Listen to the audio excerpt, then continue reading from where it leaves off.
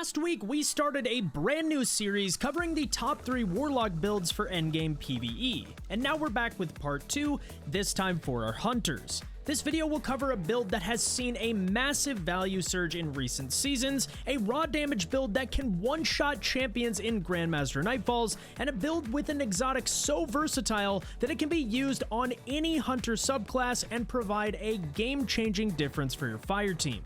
I'm Above, and if you enjoyed today's video, a like and subscription would be greatly appreciated.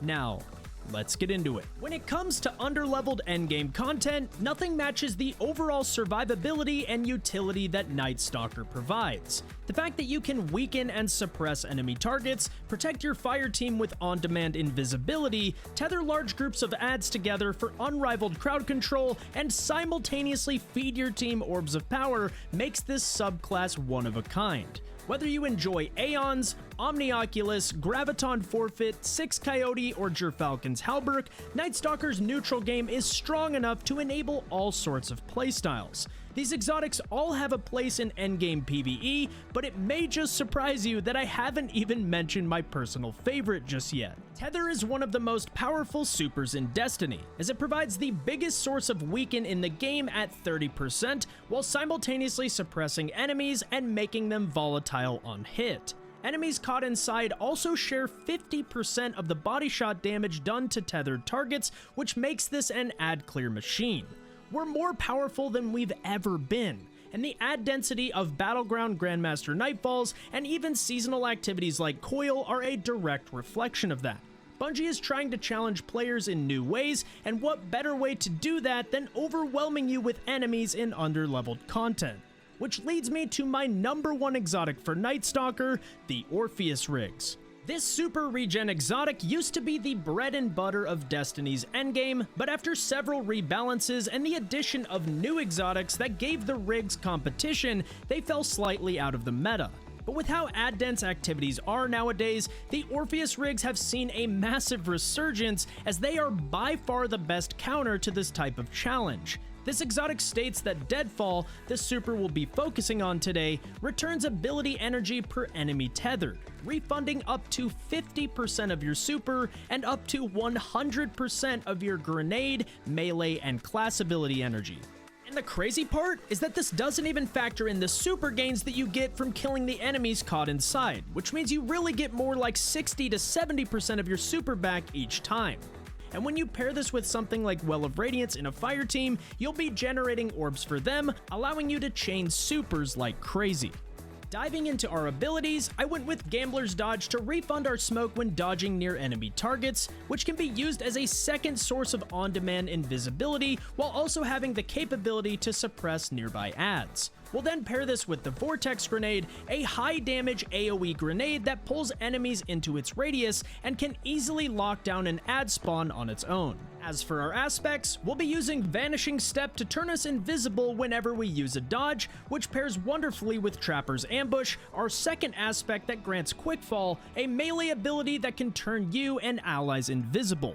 Between the two aspects, you have the ability to keep yourself invisible for extended periods of time should anything go wrong, allowing you to get clutch reses in tough spots. And while Invis is the main draw to this subclass, our aspects will buff the rest of our neutral game, making the entire kit extremely useful. First up, we have Echo of Undermining, which grants our Void Grenades a weakening effect. This is a smaller 15% debuff that we can use to complement our tether, helping us maximize damage against enemies, while simultaneously slowing them and hindering their accuracy. Next, we have Echo of Starvation, which grants us Devour each time we pick up an Orb of Power, with subsequent kills fully healing you and extending our Devour timer. And if that wasn't enough, it also grants grenade energy on kill, allowing us to repeat this gameplay loop over and over and over again. We can then pair this with Echo of Persistence, which extends the duration of both Invis and Devour, with Echo of Obscurity providing invisibility when performing finishers. These fragments synergize perfectly with one another and help maximize the value of Nightstalker's neutral game. One of the best parts of this build is its flexibility. It's not reliant on specific armor mods to perform well, which means we can spec heavily into ammo finders and scavs for more consistent ammo drops. With that said, Bomber, Powerful Attraction, and Reaper work extremely well with this build, as we'll regularly be using our dodge during combat. Bolstering detonation on the gauntlets will also provide class ability regen each time we cause damage with our grenade, which is also a nice pick. In terms of priority stats, Tier 10 Resilience is ideal for maximum damage resist, followed by as much mobility as you can get, as this directly ties into your dodge's cooldown.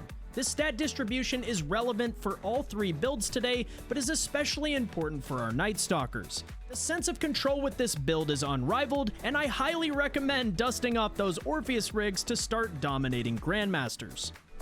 While Night Stalker is focused on control and evasiveness, our next build is focused on raw, unfiltered damage. Golden Gun allows you to play extremely aggressive on the front lines, giving you a high burst damage super and buffs to your weapon damage, all while simultaneously healing you with restoration and cure. Pair this with the insane solar artifact mods this season, and you have one of the most potent endgame builds in Destiny. Season of the Wish brought significant changes to hunter exotics in PvE, including Shards of Galanor, Ophidius Spaith, and my personal favorite, Celestial Nighthawk. Its exotic perk states that Precision Final Blows reduce the cooldown of your super and modify Golden Gun to be a single high-powered shot. Targets defeated by that shot give you super energy and cause the enemy to explode. This is a 650% damage buff to the initial shot, and if the target is killed, will refund 33% of your super.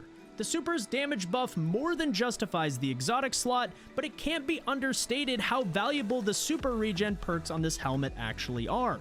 33% super regen is no joke, and with each Precision Final Blow granting between 1 and 5% super regen depending on the enemy rank killed, you'll have Golden Gun back in no time. In terms of our abilities, first and foremost, you'll want to make sure that you have the Marksman variant of Golden Gun selected. This super allows you to deal crit damage, while 6-shooter does not. We also want Gambler's Dodge to refund our melee ability when dodging near an enemy target, Knife Trick for our melee ability as it deals high damage and is relatively easy to use, with the Healing Grenade fueling our survivability with this build. Surprisingly, our aspects aren't at the center of what makes Golden Gun tick. They're nice to have, but not essential to this build's success by any means, so I'll just cover them briefly. First, we have Knock 'em Down, where powered melee final blows fully refund your melee ability, and second, we have On Your Mark, which grants you and allies increased handling and reload speed. Though these are nice additions to the neutral game, our fragments are much more important.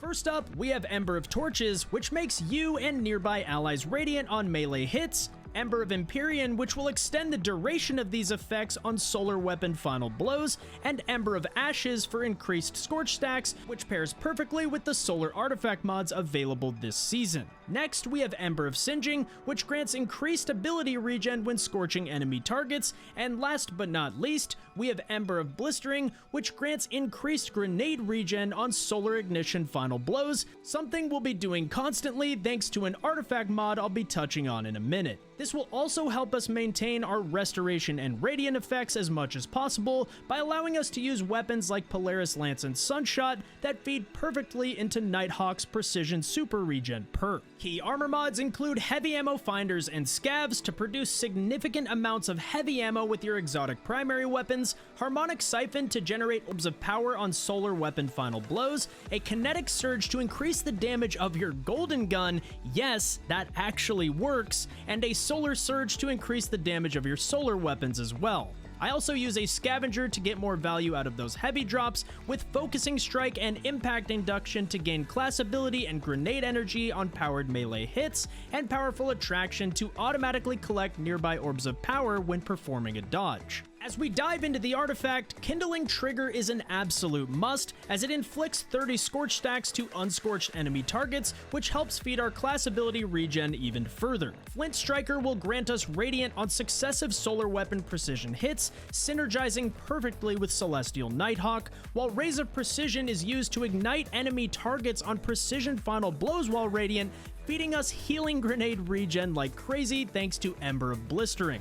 This build absolutely nukes bosses, provides survivability with restoration, and top-tier ad clear by empowering Destiny's most powerful exotics in this build. Our final build showcases one of the most versatile playstyles in Destiny. This build is totally customizable for whatever situation you're in, or whatever subclass you prefer to run, since it only relies on two things: the Lucky Pants exotic and your favorite hand cannon.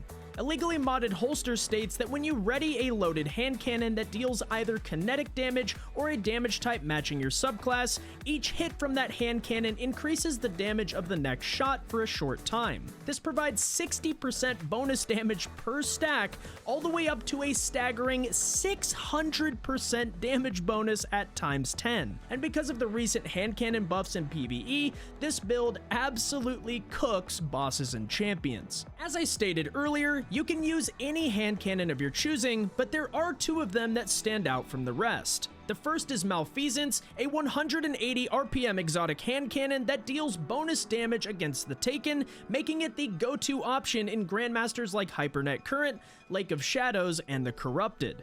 This catalyst provides Malfeasance with Vorpal Weapon, giving us 20% bonus damage against bosses and champions. It's also worth noting that Malfeasance gains a flat 40% damage buff for being an exotic primary, allowing it to do really solid base damage on its own.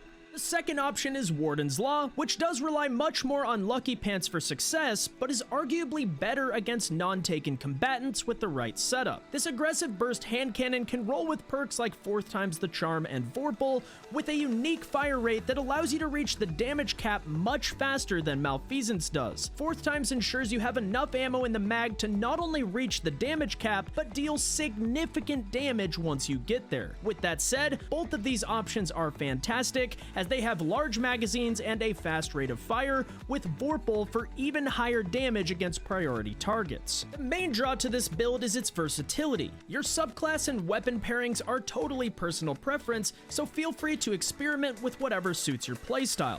If you want to run Malfeasance, it can provide intrinsic unstop with the Taken explosions, and you can pair this with prominent ad clear options like Forbearance with Spark of Beacons that allows you to blind enemy targets. You can then use Malfeasance to absolutely nuke bosses, and if you want to run Warden's Law, your exotic slot is now free to run whatever you'd like, giving you tons of versatility in endgame content. Key armor mods include heavy ammo finders and scouts to produce ammo for you and your fire team, kinetic siphon to generate orbs of power on kinetic weapon final blows, 2 kinetic surges for an additional 17% damage bonus with your hand cannons, and a scavenger mod to maximize heavy drops. And since you'll be relying much more on your weapons than your abilities with this setup, you can use loaders to make the gameplay loop feel so much crispier. Simply swap to your fully loaded hand cannon, deal damage, then reload and stow the hand cannon until the out of luck cooldown expires, at which point you can swap back to your hand cannon and do it all over again. Well guys, that's going to conclude my top 3 hunter builds for season 23.